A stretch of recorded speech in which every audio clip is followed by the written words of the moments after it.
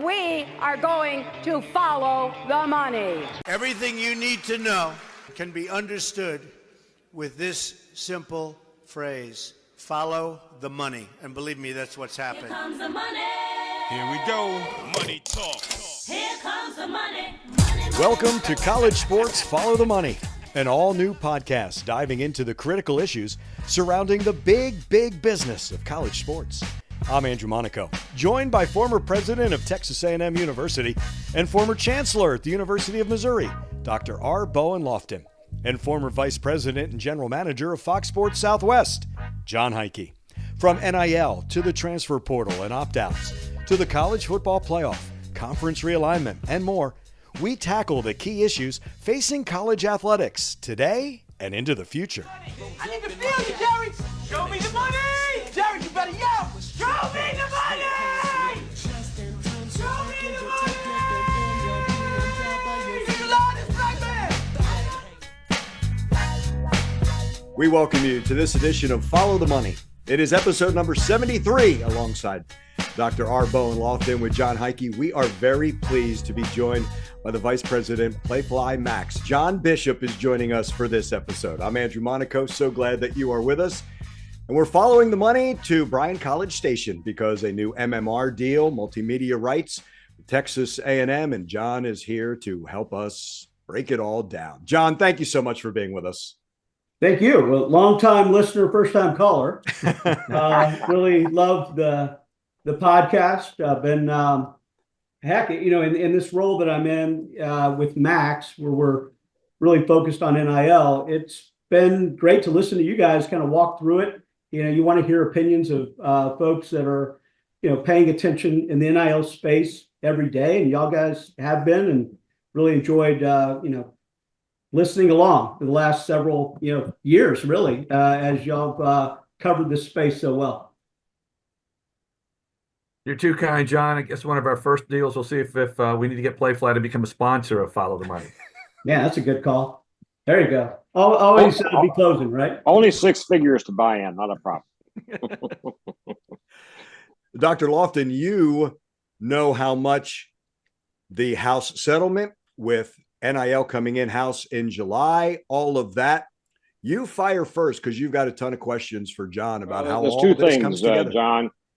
John, just to make sure our audience, however big it might be, listening and or watching this particular Zoom call, tell us a bit about your trajectory. I know where you've been. Not everybody knows that, so I think helping us understand your trajectory from where you started to where you are today might be very helpful. Take a minute or so and do that for us, would you? Sure. So I'm an Aggie, class of '93. I got my first start really in sports in the athletic department there at A&M. I was working for Mike Caruso and Dave South in promotions and marketing. I, had a great experience. I actually simultaneously was working at KBTX TV with Daryl Bruffett, doing high school football shows on Friday night. Had to make a decision like, okay, am I going to go the team side or the media side?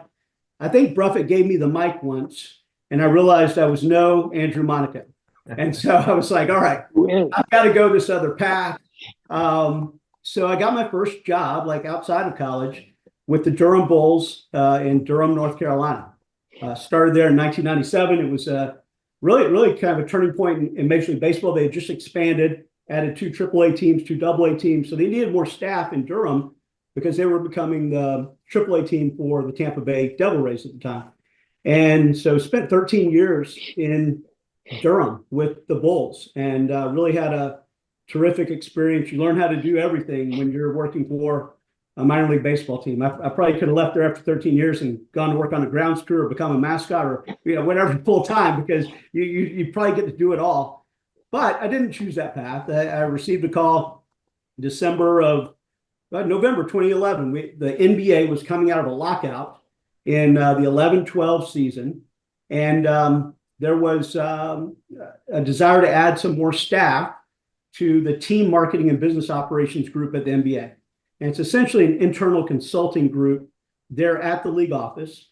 And I joined that group January of 12 and spent 13 years doing that, where I would go from market to market, really working with teams across all of our leagues and in all areas, ticket sales, partnerships, marketing, operations.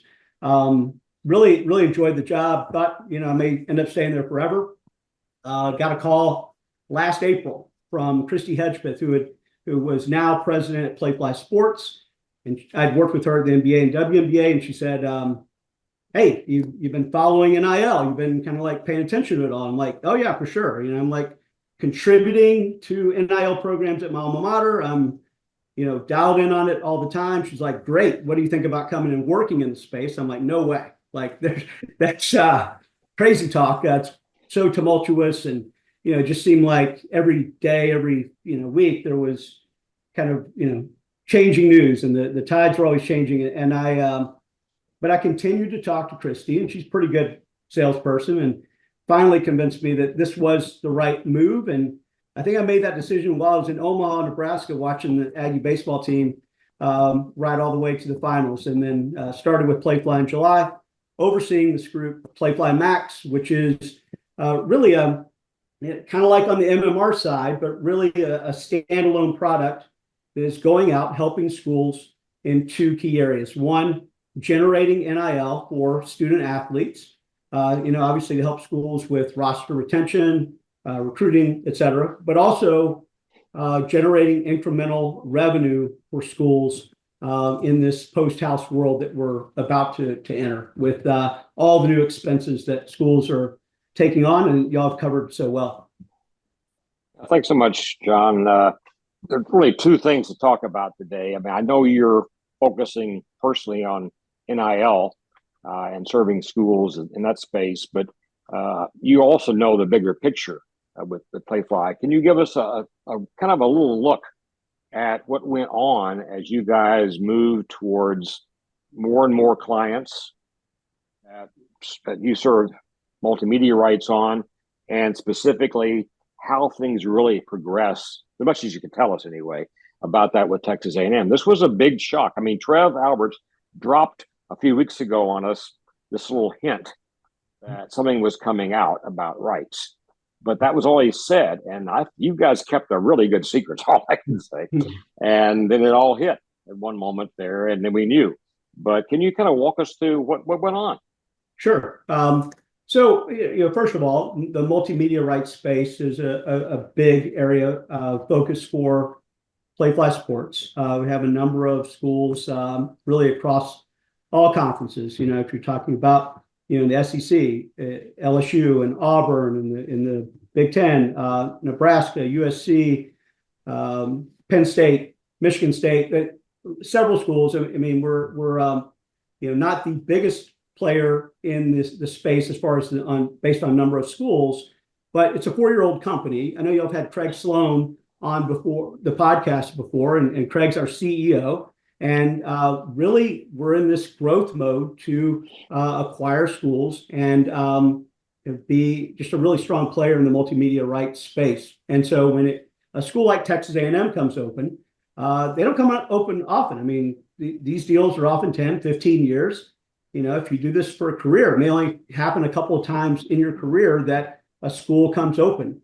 And it was a university that Playfly prioritized, wanted to make every effort to win that business. So, the process is an RFP goes out, which I think in this case it was in January, where, this the deal as it exists today was expiring in another year. And so they put out the RFP to go ahead and kind of be thinking about, okay, what's next?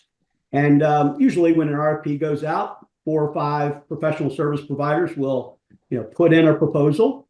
And Playfly was one of those. And, we, put our best foot forward. We certainly, I don't think it hurt that we had a previous working relationship with Trev Alberts. So he's at least familiar with working with Playfly when he was at Nebraska. It's not always the case. And look, at the end of the day, the dollars really matter the most. But, certainly if you worked with someone in the past, you're at least familiar with what they do and maybe have a comfort level. And so I think all those things, played out. And, it was announced last, I guess on the last day of February, that Playfly and Texas A&M would be working together going forward in the multimedia rights space. And so, yeah, it was exciting news. Obviously, personally for me, being a Texas A&M alum, but really for the entire company and everybody I've talked to at A&M as well seems really excited.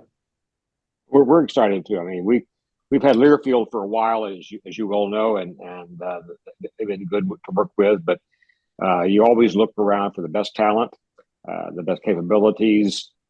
Even though we have the SEC and all those TV rights sitting over there, there's a lot of other stuff out there. And Andrew can tell you all about that. He works right in the middle of some of that stuff. And so we have a lot to do and lots to show. And having the right partner is a very important thing for us, I think, going forward. Before we get into NIL, any questions? John, anything you want to say or ask about the multimedia rights before we get into the NIL space? No, I guess, John, I think one thing that our one listener, now we're down to two because you're on the show. So we maybe explain to them about the future. All right. I think one of these things, you're talking about a 15-year deal. There's a lot of things today that we're not going to know in the future. And was curious just again, what that played into the conversation as you look at new categories, new potential revenue streams. What do you see are some of those opportunities that you're going to be excited about? Because I think A&M will be one of your first long-term deals like that. So it really gives you a chance to strategize and potentially, again, put a little bit of again, we can't predict the future, but what do you think the future might hold? Yeah, it's a great question. I think, look, the game is changing. The revenue share does change everything. Again, $2 million a year in back payment, $20.5 million this next year in rev share, new scholarships and the costs associated with those. A&M's paying a pretty significant severance on, an old football coach, right? I mean, there are a lot of expenses. And so how do you counter those?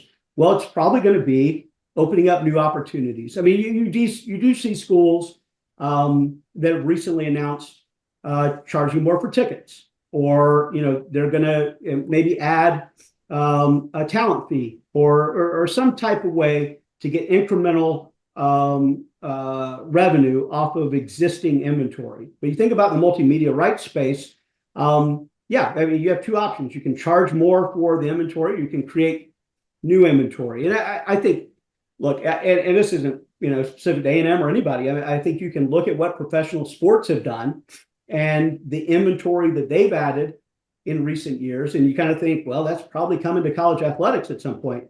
Just while I was at the NBA, for example, in 2017, we added the jersey patch onto, the jersey, or gave teams options to do that. The first the first team that did a deal was the Sixers, and they did a deal with StubHub, and it was for $2 million, and we all celebrated and thought that was the greatest thing ever, that this new inventory piece generated $2 million. Well, here we are, like 7 or 8 years later. That's $10 million on average per team. That's $300 million league wide that is coming in through jersey patch. And you think, like, well, gosh, yeah, okay, fine for them, but is Alabama or Penn State or A&M ever going to have jersey patches? I mean, no one would think the Yankees were going to, if you had asked them 10 years ago. There's no way anyone would have predicted that. Yet today they have a big insurance patch on their left sleeve. And so those type of things I think have to be coming towards college athletics. How soon? It's hard to say. I mean, again, you mentioned a 15-year deal. It's going to happen sometime in that time frame. Feels like it, but we'll see how that plays out. I mean, colleges have more sacred cows than maybe some of the other sports, but it's going to come, and then you're going to have to decide, well, do we want to do this or do we not, in order to be competitive in the space? But that's just one example. I mean, I even think about the NBA. If I think about when I started there was really two logos on the floor, the team logo and the venue logo, and that was it.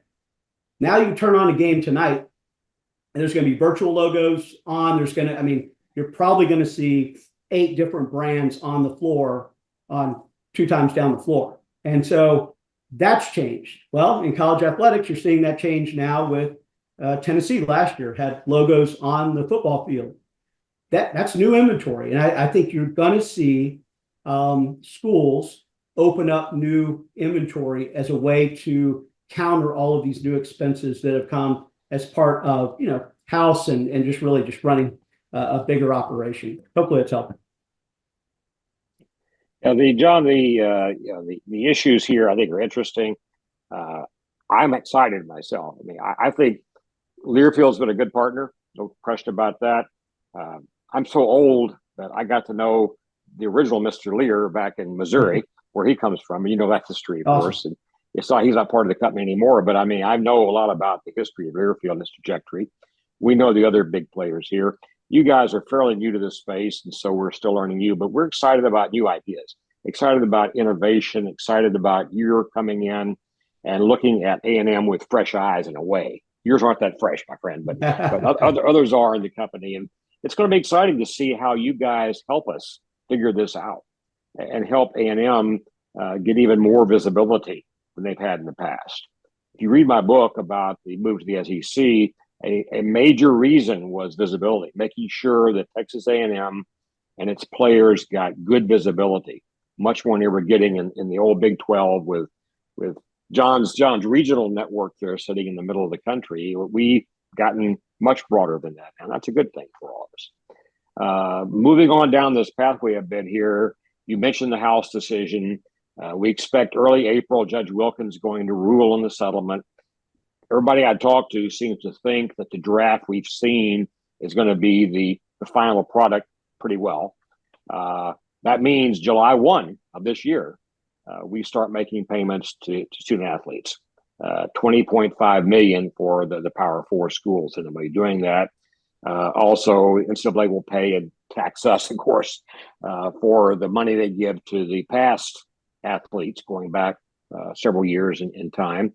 So that's all going to happen. And you talked about the fact revenue is necessary to be able to make all that work right. It's not just that, it's also more scholarships, roster management, all kinds of things are going on right now. But NIL is here. Our very first episode occurred right after the original ruling of Wilkins on NIL. And so that was interesting. We didn't plan it that way, it just worked out that way. And we hit the water exactly the right moment there to be able to talk a bit about that and have so over the years since that time. But you're working NIL full time largely right now. You're looking at not only the moment, but also the future. You've already mentioned that NIL has gone through a lot of ups and downs since it got started. Now, this has not been a static issue. It's been a very dynamic one. And your job, I believe, is to look at the future and figure it out, anticipate what's going to happen here, even drive it in some respects. Talk to us a bit about how NIL is going to look post July 1, 2025, assuming the House settlement is what we think it's going to be. Yeah, it's a big question. I mean, I think people are making assumptions of what it will look like. I do believe that, should this settlement happen, as you suggest, the most schools are going to participate in some form or another in revenue share. And like you said, Power Four schools, in order to be competitive, they'll do the full amount. And I think most are looking at that as a way to, really, be the bulk of compensation for their student athletes. Now, there is some language in that settlement that will allow schools to go above that $20.5 million. And part of that is by doing true business purpose, fair market value NIL deals with the student athletes. And that's going to be student athletes doing brand deals with, what looks like, I think what everyone hoped maybe NIL would look like, 4 years ago.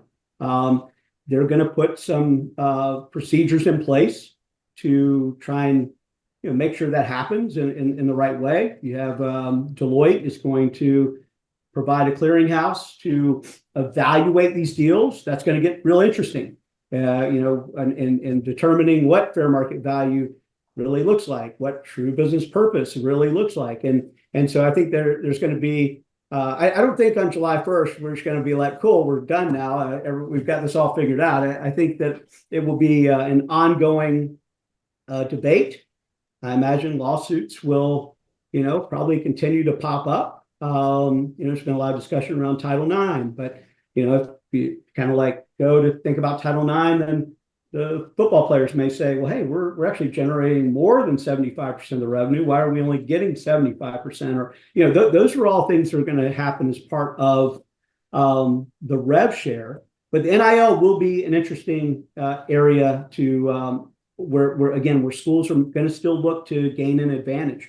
And I think the way that you gain an advantage in this new system is by positioning your student athletes so that they can do brand deals. In that multimedia rights space, like I said, with Playfly Max, we're kind of coming alongside the multimedia rights group and working with them that how can we make sure that as many of these multimedia rights partners have NIL in as part of their package. And I think that's the way that you're going to need to do it. And we feel confident about the ability to do that because more and more brands are investing more and more of their marketing dollars in influencer marketing. And these student athletes are, really compelling influencers, whether it's on a national level, you talk about a Livy Dunn or the Sanders kids, or, those folks, they don't even need IP anymore. I mean, everybody knows who they are without, having an LSU or Colorado logo on their jersey. However, I think you're going to see more of these companies, and whether they're large national companies or even smaller brands that are looking for nano influencers, that's going to be a bigger part of the budget. And as you should look, in 2018, influencer marketing was a $10 billion industry. In 2028, it's going to be $50 billion. And so it is where marketers are putting money. And so now we've just got to match up and make sure that we can provide a service when we're talking to these brands. And so that's kind of how NIL will begin to evolve, if you will. And I think more of those kind of like true NIL deals are coming. And it depends on who you ask. And I know Brian Kelly said something the other day about, the enforcement sounds like it's going to be really tough coming out of those SEC Big Ten meetings. We'll see. But I think everybody's kind of waiting to see how this all plays out come July. I agree. In our very first broadcast or podcast about NIL, I was lamenting, naive Bowen Loftin, lamenting that women are going to be left behind. Women will not have the access to NIL deals that guys will have. I was saying that. I totally take that back now. I mean, you've already said the majority influencers are out there on social media, and many of them are women. And these women have figured out an extraordinarily powerful way to get their image, name, and their likeness out there and make money out of it. And I've just been so, really so impressed by what they've been able to accomplish here. Guys aren't left behind, but I mean, the women were able to immediately get access to these kinds of deals. And I was not thinking that was going to happen, but it did. And it did. It's been an extraordinarily beneficial thing to them, I think. You mentioned enforcement. Can you say just a couple of words about how this could or couldn't happen? I mean, I know we don't know yet, but I mean, how do you see it? Deloitte's got a small team sitting out there. I can see them doing contract management. I can understand that easy. I don't understand how you deal with enforcement to make sure that the individual athlete is doing what they said they would do. Yeah. So, there is talk, and I expect this will happen, where there'll be an LLC that stands up sort of next to the NCAA and is kind of intertwined with them in some way to help with enforcement issues and other matters. It's going to be, sounds like, kind of run by the Power Four leagues. I think we're, I mean, who knows, right? I mean, this is, all of the discussion. Who's going to run that? I mean, they're talking about hiring a CEO who is kind of has oversight on a number of areas, including this clearinghouse. And so it's hard to say. I haven't talked to anyone that definitively knows. I think the interesting thing is that, there are a number of people that are sitting on this committee that obviously have, a lot of influence and are going to, I think, look out for college athletics in the right way and do their best to, try and kind of, have some semblance of a a working process for the next few years. I think everybody talks about eventually collective bargaining and having maybe student athletes as employees or in some form. So it's hard to say how long this is even going to last in its current form. But yeah, I think they're going to take a stab at it. Yeah, I think you're right. Long term, I do see labor being a part of this equation here. I think right now we're having a pause.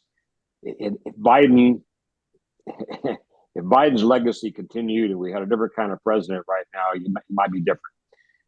But I think right now I'm seeing a pause on labor relations. A lot of the teams have pulled back from NLRB complaints about things demanding collective bargaining rights. So I think we're going to see a bit of a pause there. But I think long term, it probably still will be out there as an issue for us. Yeah. Of course, my vote for this LLC CEO is Jon Heidtke. I think he'd be the ideal guy to go out there and deal with that. John, how about Guilty. I mean, he's got a few good referrals right here. I mean, we got references, experience. He's got it all. He has it. He has it all. I'll be the first to say that about John. So, John, why don't you take over a bit here and ask a few questions, and we'll move this on down the track.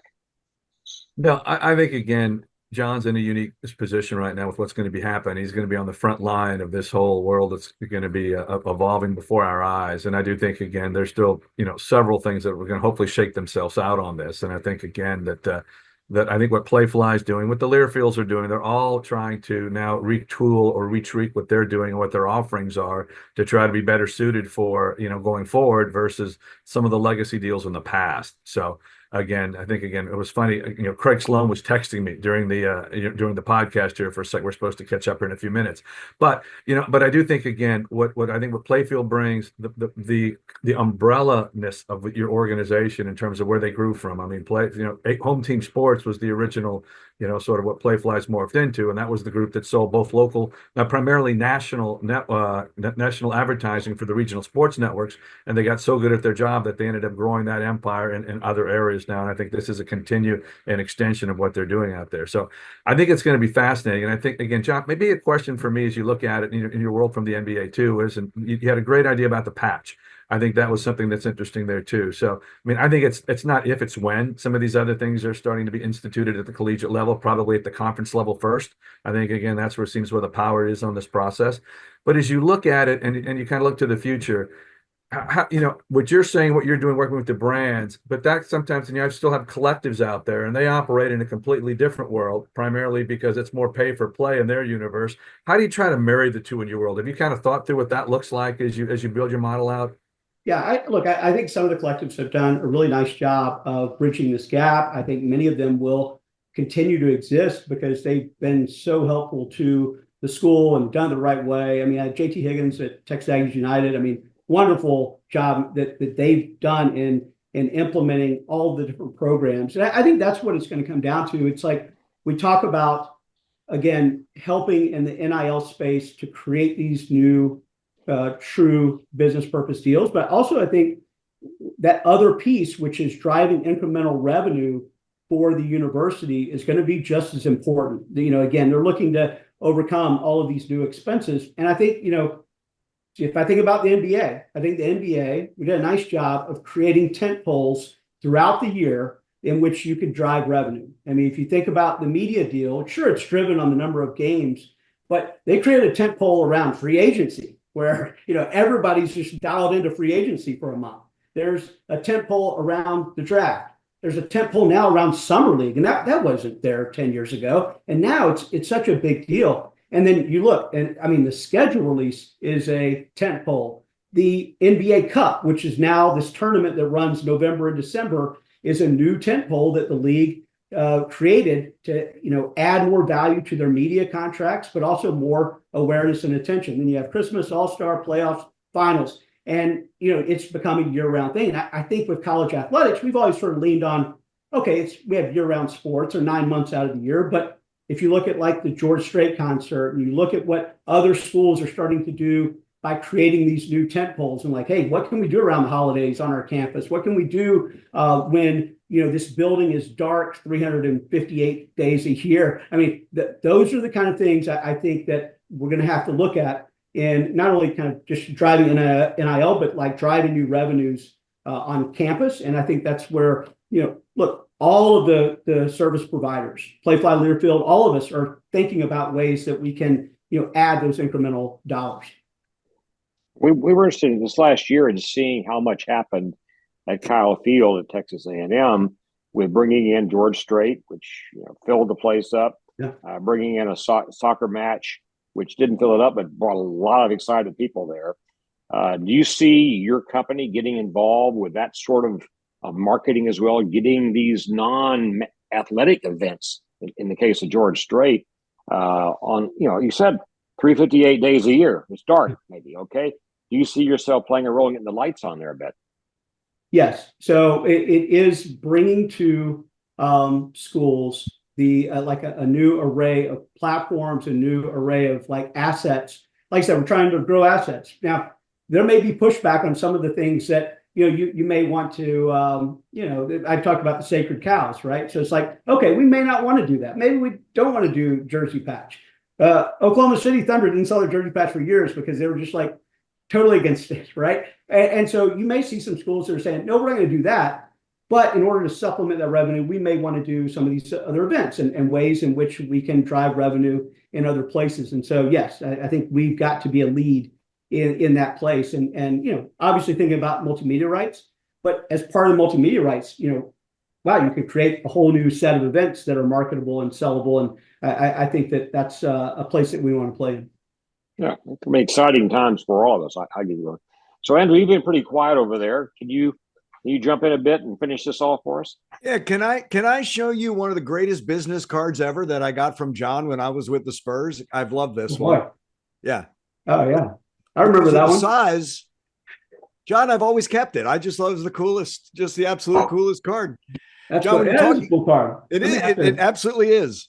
Jon, when you're talking about whether it is the enforcement, to me, being in the NBA, we always benchmarked one another and we used the NBA itself as almost like a guide. But San Antonio and Orlando and all those, we kind of did our own things, but we benchmarked one another. Might we see this with the schools in a conference working with whomever that overseer is? And any idea like what the role with the NCAA is going to be? Like, does that change after July as well? And I know that's just a guess for you because we don't know, but it seems like it's becoming a little more autonomous as we go forward.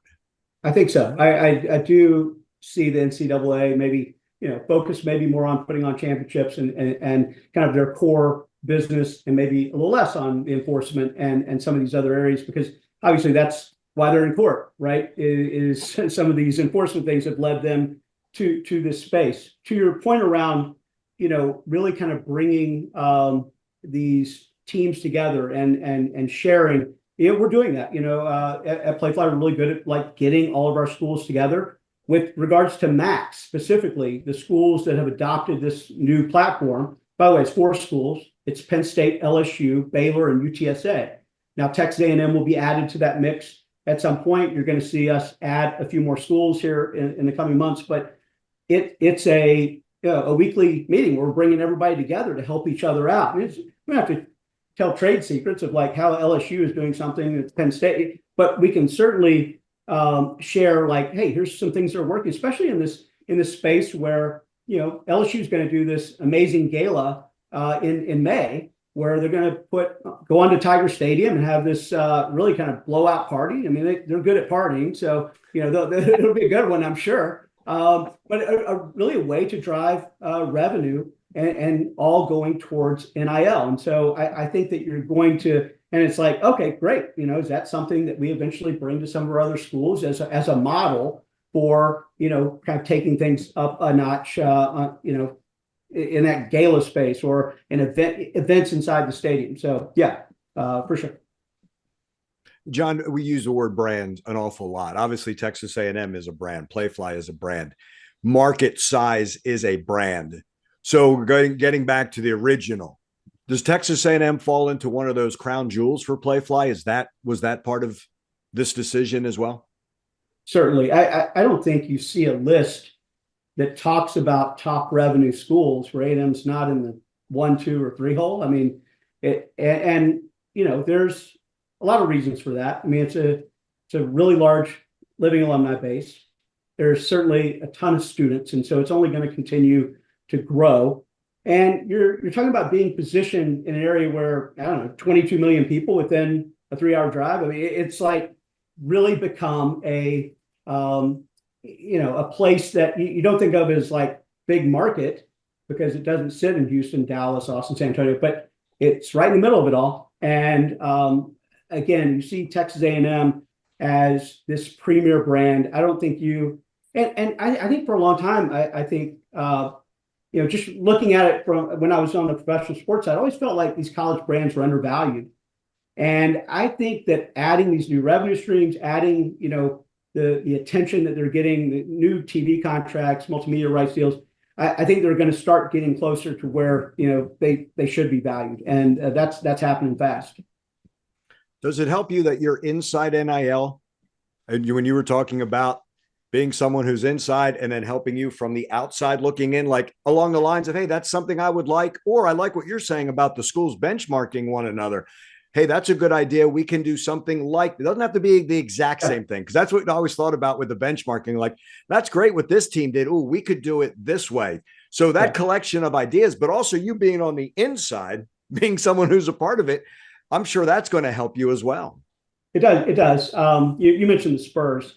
One of my favorite organizations to work with. I mean, man, just classy people there. Everybody was fantastic. And they were one, when we would go in there to meet with them, they always were like open-minded. They wanted to take on every single thing you could share with them, and not necessarily, make it, take the Sixers idea and go run with it. It was like, what's the Spurs version of that? And so I think that, having that open-mindedness and look, I think for, decades, a century or more, maybe college athletics wasn't really in that mode. And in fact, the NBA wasn't in that mode before Commissioner Stern put together team marketing and business operations as a group to kind of, with that, he saw, he had a vision, and the vision was like, I get it with your basketball ops, you can keep the cards here, but on our business, we can all help each other. We're in different markets, except New York and LA, but we're in different markets. We can all benefit from one another. And I think we'll start to see more of that in college athletics as well. I told you we're going to be talking a lot more though after this podcast. Okay. Happy to. John's so young, he worries about, Andrew's so young, he worries about the future. You see, that's his problem here. I'm trying to do the math of the 15-year deal where okay, I'm good. John, it's been great to talk to you today. You are right in the middle of a very exciting transition right now for all of us. And we like the fact that one of us Aggies is in there helping to define what the future looks like for college athletics here. We've gone through a lot. I've gone through a lot personally with realignment, with big TV deals, with streaming becoming now the real glue that holds it all together. That's all happened in my lifetime. I may be gone soon, but you'll be here a while. You're a young man yet. And you'll see even more. You'll shape even more. And that's what's exciting for me anyway. Thank you. No, you're my inspiration, right? I got to get to more Aggie games so I can catch up with your numbers. I saw you last night at baseball. Come on. The seats are so good, John. He's got the best seats. I know. I'm aware. Actually, I stole his seat last night. I sat in his seat. I can see Andrew and John Thornton right across Reed Arena from me. Perfect. Dr. Thornton, we're one of the few who have better seats than you, but we don't pay for ours. They pay us to sit there, which is really awesome. But good deal. You're everywhere. Then there's John. Then there's the shot Dr. Loftin's taking at Davis Diamond, and then he's there at Bluebell, and he's got all this, and he's right up there talking to the leadoff hitters. Like he's influencing umpires. He's got the best seat. I do yellow blue a lot. I must admit that anyway. But you have to understand, Andrew, that I don't have to fear a 7'2", 300-pounder coming over the top of the desk to me like you have to. That's a good point. I just lean on Dr. Thornton. He's used to going up against those bigs. John, thank you so much for doing this. We hope to have you again. Thank y'all. Really appreciate it. Enjoyed the time. Fun time looking ahead. And as he mentioned, the deal with Playfly guys, will be in July of 2026. It's still another year with Learfield with Texas A&M. So that 15-year deal, the excitement, and as he talked about, being involved with Learfield, knowing that they're doing the same thing. You're going to see a campaign that's going to come out soon, what Learfield's doing with State Farm, and it's called Stanchion to Stanchion, and you're going to see college basketball players walking the floor. It's a neat thing, and I like we're using players' names, images, and likeness for things like that, and I think that's cool, and we should. That's going to be a part of it. But I also like what Jon mentioned about, and Dr. Loftin, you mentioned it, Jon Heidtke, you mentioned it. You've got to generate revenue in college athletics in 2025. Oh, it takes a whole different kind of mindset. I think back to my early days here. My AD was a guy named Gene Stallings, who was also our head football coach. How much time in his schedule was there for ADing is the question. There was zero, basically. And that's all changed now. And Jackie was probably the last person at Texas A&M who was both the AD and head football coach. And now we have to have an AD that really not only looks to the moment and manages a lot of stuff, $200 million per year and all these coaching changes and everything, but also looks to the future.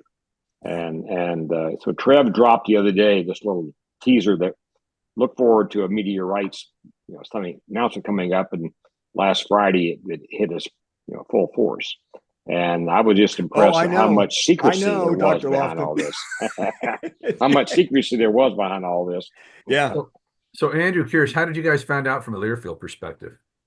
It's funny. I talked with them after the announcement. So I was told before the announcement was coming down that it was coming in the morning on Friday. And then for the next hour, it was probably a bunch of texts being exchanged and some phone calls with the Learfield people.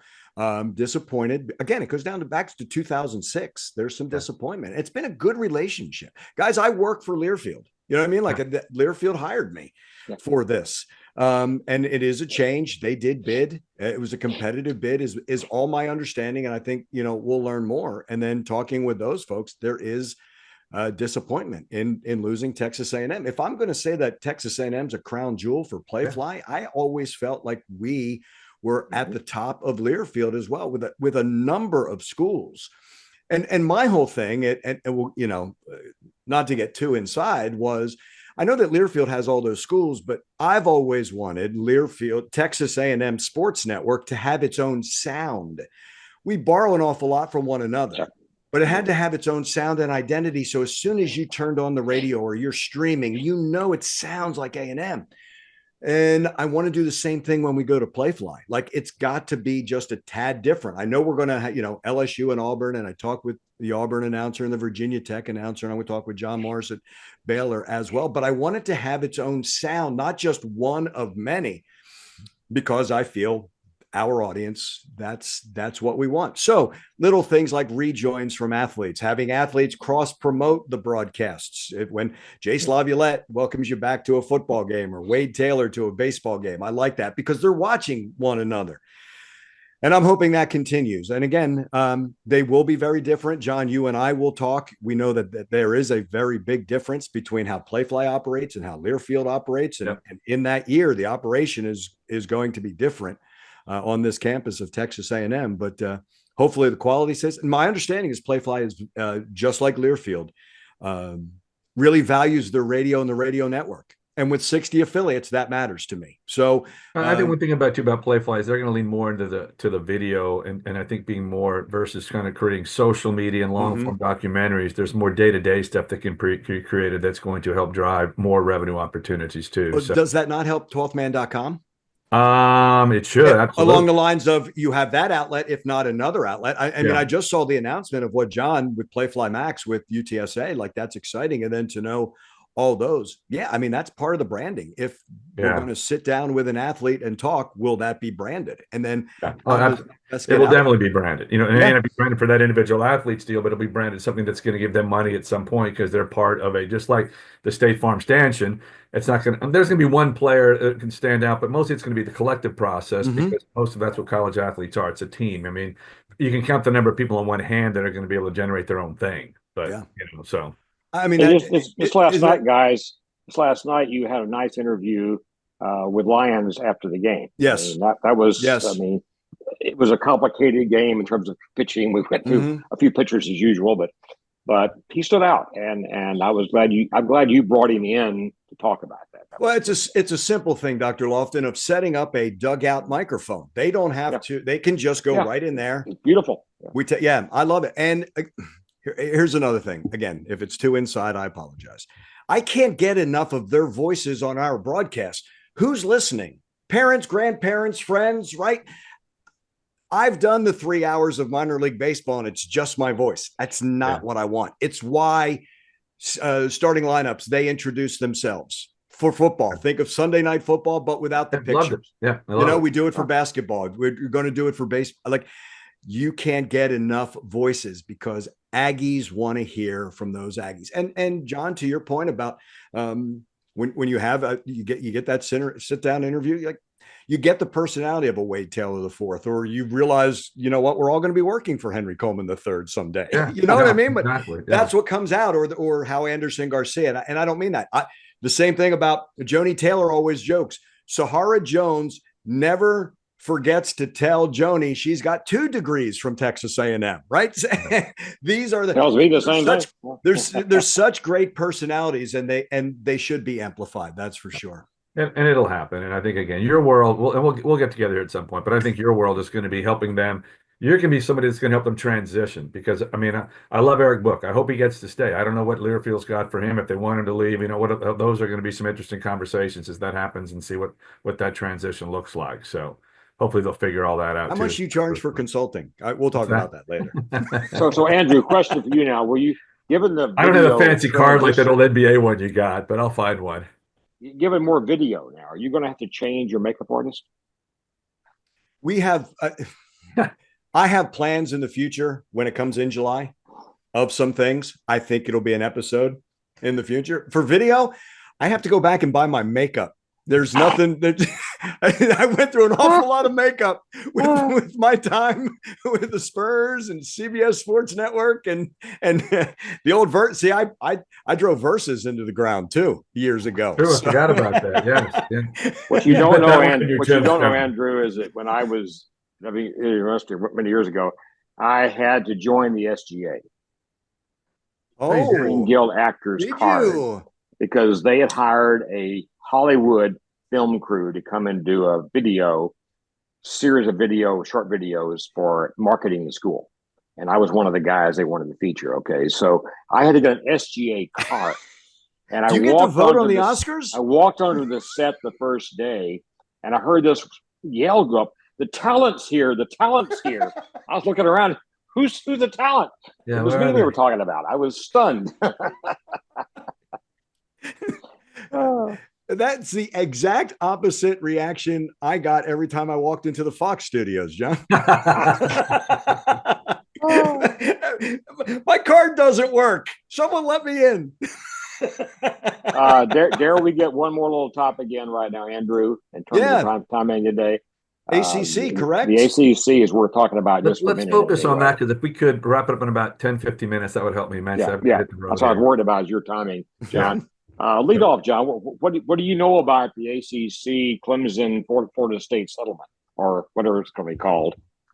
Well, I think it's interesting that I think, again, for where we are today, in 2025, I think you could look at the settlement and basically kind of say everybody is a winner in this deal. All right. You've got the ACC has agreed to stay together, at 30,000 feet. The ACC has agreed to stay together, for the next several years. Florida State and Clemson have kind of got what they wanted, a revenue sharing that's going to be initiatives based on success. Is that why I read the term, where they're going to be able to use their brands to create more revenue. And I think we can dive into that a little bit more. I think, again, Jim Phillips gets credit for keeping a league together for this period of time through the process, while everybody kind of now takes their breath a little bit and kind of say, because they've been dealing with this for the last couple of years and all this uncertainty. So I think this does create a period of calmer waters than we've maybe seen. And then I think, again, it does start setting we're looking now toward the next tsunami probably comes in right around 2030, because this deal goes through, I think, 2020, 31. Their buyouts have gone down from 165 million to 70 by that period of time. And I think that's when all your other TV agreements start to pop up. You've got the Big 12 in 31, you got the Big 10 in 32, you got the SEC in 34, ACC in 36. So now these deals are all going to, and people are going to start trying to reshuffle that process before then. But I think that gives them a time to look now, for the next 2 to 3 years to see, okay, what does the house settlement really mean? What are the players that are going to, to move to the forefront? What do the conferences do now from that standpoint? And I think part of the issue too was, if the Big Ten and SEC really wanted those schools, that probably would have happened now. But I think, again, this gives everybody a chance to sort of sit back, again, look at the landscape for a little bit. A lot of tsunamic changes that have been going on. So I do think, again, I think, again, if I was grading it, I would say everybody kind of won something that they wanted. I was very interested, John, in the nuance. At 2029, 30, 2029, 29, 30, they transitioned to a $75 billion buyout number. But also, a little nuance of that was at that point in time, you get your media. If you pay that $75 million, you get media rights back. Right. That to me was a very important little piece of that puzzle right there. Right. That wasn't there before. So it's not just the money comes down, but also when you pay your check to get out, you get your media rights back. Your grant of rights, at least if the media rights go with you. So that also makes you more attractive now to wherever you're going to go, because you can kind of figure that out. So the question for you is this. I mean, you've already alluded to it. I was in the Big 12 when we had this old model, which was unequal sharing. You may recall it was TV appearances that drove half the revenue sharing in the Big 12. So whoever, the most TV appearances got you more and down the line here. Now we're looking at a situation where at the outset here, the revenue sharing model will not include the same way for Cal, Stanford, and SMU as the new members. The old members get the revenue sharing the way it's defined, but not the new ones. Is that going to create what I saw in the old Big 12 days, which was a lot of you jealousy? lived in the Big 12 days. You can tell me. I mean, there was a lot of animosity about that. It was huge. It was huge. And I think it's only going to grow. I mean, in this situation, I think, again, are the rest of the schools happy with it? Probably everybody. If I'm Florida and Clemson, they're not out, but they've certainly got or Florida State and Clemson, I think they've got a really good path to go forward on what they want to try to do here. So I think that puts them in a great situation.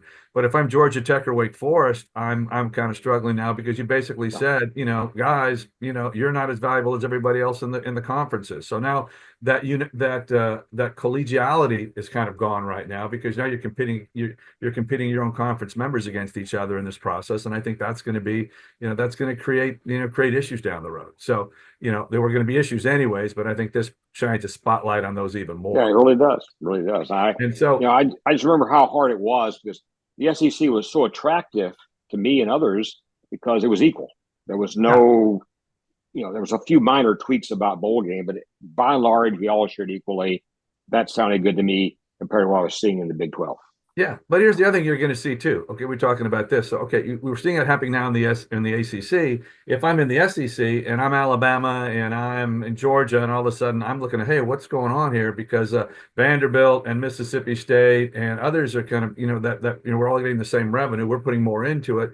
I think it's inevitable now that you will see some, maybe not to the levels of what the ACC did, but I think you're going to see some incentives for teams that really pour into sports probably will get, rewarded for that through the expansion of the CFP, through those marquee matchups. We're talking about a Big Ten SEC matchup. I mean, what you could sell that to another television partner and what that would be worth at the end of the day.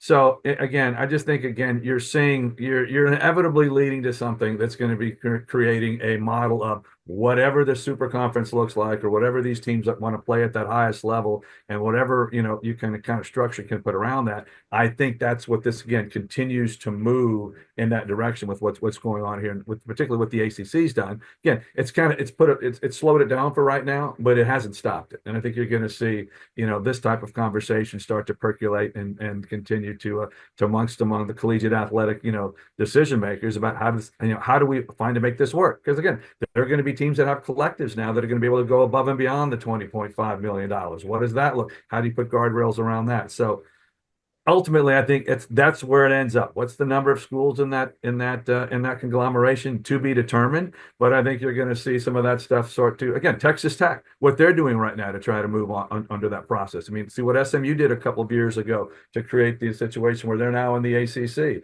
I think Tech's doing some things right now to invest in their athletic future that's going to put them in some positions. If they can make a CFP, from the Big Ten, that's a lot of, that moves you into a brand level now. If you're in there, your brand now is elevated because you're going to be part of that championship run or that whatever that 6 weeks program looks like. So again, 5 years isn't that long, if we look to where we are. But I do think some schools now have an opportunity to start to create opportunities for them to better position themselves for what this model may look like going forward. The smart ones will, right, John? Yeah, they're going to take this time to put themselves in that position. Yes, Texas Tech is interesting because they've really looked at basketball as a major focus right now. Their whole, I'm seeing a lot of things going on there that's pushing basketball to the front of the line here for them. I find it interesting.